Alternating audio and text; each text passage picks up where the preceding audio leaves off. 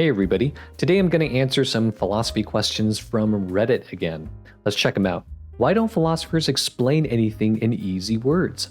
I recently started studying philosophy, as the first book you all suggested was Think. To be honest, I understand some things, but the majority of the things I don't understand. Not even that, in this subreddit too. I don't understand what a lot of people are saying. How can I improve that? One more thing I understood about philosophy is asking questions. I'm a biology student. What questions will be considered philosophical? Like asking questions like why do lysosomes break proteins? I don't think this question would be philosophical, right? Can you give examples? These are great questions. So any field is going to have technical language, and philosophy is no different. In the beginning, you're not going to understand as much, which is expected. If I were to read up on astronomy, there would be many things I don't understand. But as I study it more, I'll come to understand more. The same thing is true with philosophy. And if there's a specific term you don't understand, you can always Google it. In regard to biology, I don't really know much about that subject, so it's hard for me to say. But in general, philosophy deals with very fundamental questions that scientists tend to assume. So maybe questions like, what does it mean for something to be alive? What is health? What is disease? What's a species? Those are just some examples off the top of my head. How to deal with density in philosophy. One of the scariest things to me personally is the sheer density a piece of philosophical text can have. How do you deal with extremely dense pieces of information, and how can I also hone such a skill? Another great question. A lot of philosophical texts are dense, especially if you're talking about books. My advice is to break it down into sections. Read a small portion of the text at a time. Read a sentence and then think about what it means and what function it serves in the argument. It's also helpful to reread things. If I truly want to understand an article, I read it maybe 3 times, and I highlight key parts. What are the issues with procreative beneficence in regards to disability? So procreative beneficence states that parents have the moral duty to select the child that they have reason to believe will lead the best life. So this is in the context of IVF, where you can select the embryo. One of the main issues that procreative beneficence faces in regards to disability is that it seems to assume that disabilities are bad for you. For instance, let's say you find out that one embryo has Down syndrome. Well, Julian Savulescu, who is the proponent of procreative beneficence, would say that you should select the other embryo because Down syndrome is bad for the person who has it. But many disability rights activists say that disabilities are not necessarily bad for you, so that's where the conflict is. What exactly does virtue mean in philosophy? Virtue seems to be a term tossed around by the ancient Greeks and Romans, and even by our culture up until this day.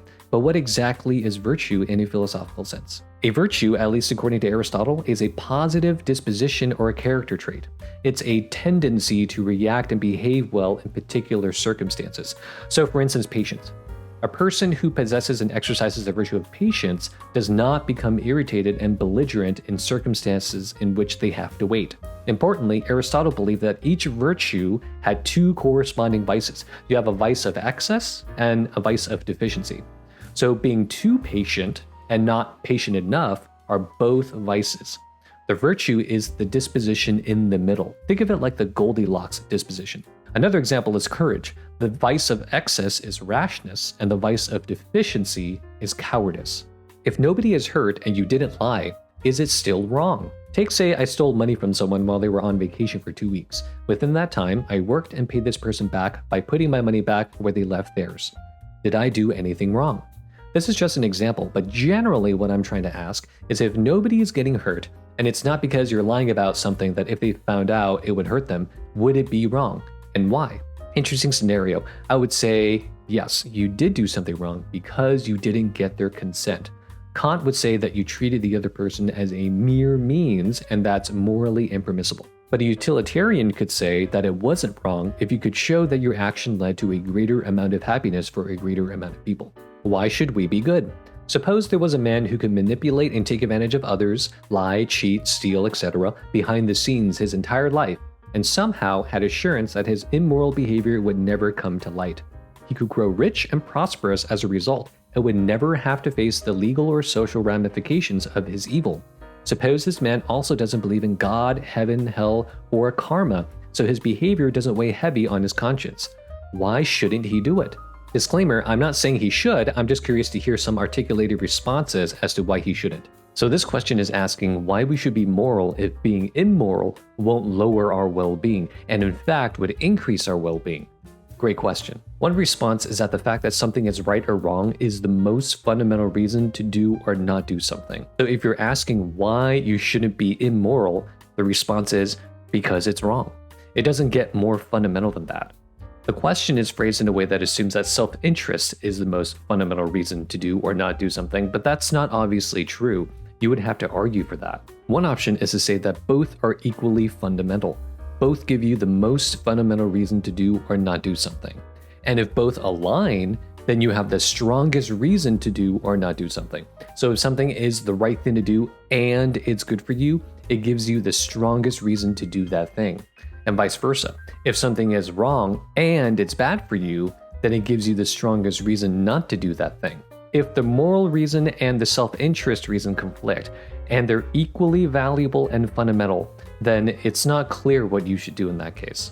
The last thing I want to mention is that we've been talking about a specific hypothetical that has a bunch of assumptions built into it. It's important to keep in mind that it's not realistic. Realistically speaking, it is good for you to be a good person. One major reason is because other people can negatively affect your well-being. And if you lie, cheat, steal, or commit assault, people will have negative feelings toward you. They're going to be mean to you. They're going to get back at you. Like if you go around disrespecting people, you're going to get hurt. You're also much more likely to get in trouble with the law. All right, I'm going to end it here. I hope you found it interesting, and I'll see you all next time.